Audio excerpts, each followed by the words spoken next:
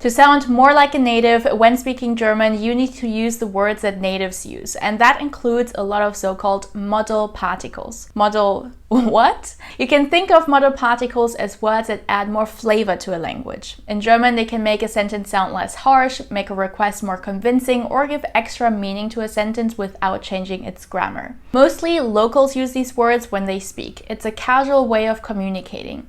So if you're ready to sound more like a native when speaking German, then give this video a thumbs up, and if you're new here, then herzlich willkommen. My name is Salome, I'm a polyglot and German native teacher from Frankfurt. And I bring you videos every single week with tips to improve your confidence and conversational skills in high standard German.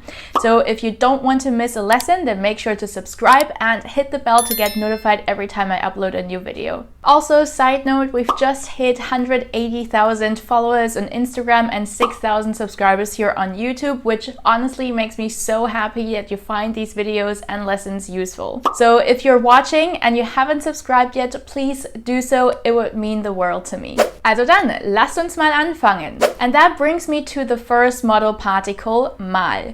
Mal is used to make a request sound friendlier, softer, and less demanding. Like for example, instead of saying komm rein, you can add mal here, komm mal rein, to make it sound less strict.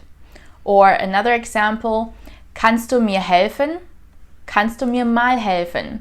As you can see, mal doesn't have any literal meaning in the sentence, it just adds a nuance to how the sentence is supposed to come across. Another handy little word is ja. This word generally translates to yes in English, which can be a bit confusing if you suddenly find it in the middle of a sentence and you don't know about modal particles.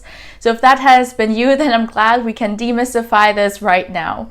Ja can be used to affirm or emphasize a statement, like for example, das ist ja interessant, or du hast ja recht. In addition to that, it can also be used to express surprise, like for example, das hast du ja schon gemacht. This means, oh, you got it done already, and ja adds a surprise tone to the sentence as if you didn't expect the person to be done yet.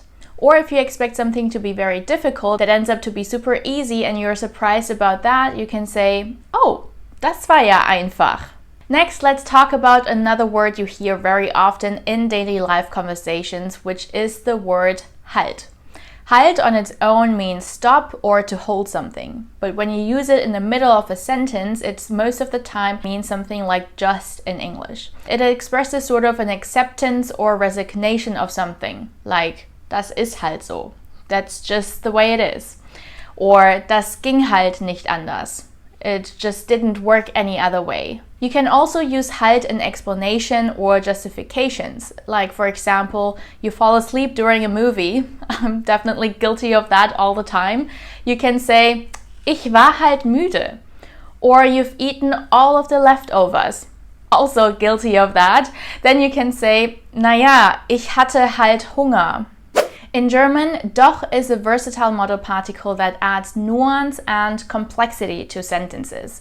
It doesn't have a direct English translation, but it serves various functions in German conversation. For example, it can be used to contradict a statement or to correct a misconception.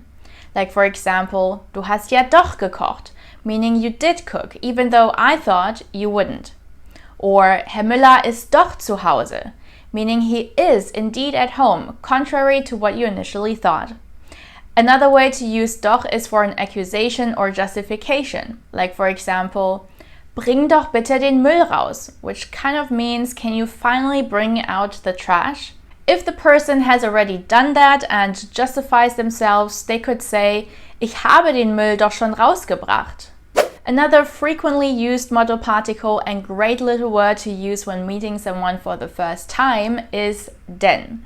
It adds a friendly nuance to questions like, for example, wie heißen Sie denn? Oder wie lange wohnen Sie denn schon in Deutschland? Side note here though, don't confuse it with the English word then, even though it sounds very similar, and denn in German actually has a second meaning. It can also be used as the word because, like for example, ich habe viele Bücher, denn ich lese gern. Now here is the tricky part. Depending on the tone of voice, denn can also express annoyance or anger in a sentence. In German, we have a saying, der Ton macht die Musik, which means that how you say something is just as important as what you're saying. So for example, it makes a difference whether I say, wie lange brauchst du denn? As if I just want to ask, how long do you still need? Just for my information, right? Versus, wie lange brauchst du denn noch? This is technically exactly the same sentence, but in this case, because of my tone of voice and the word denn, it adds annoyance or impatient to the sentence.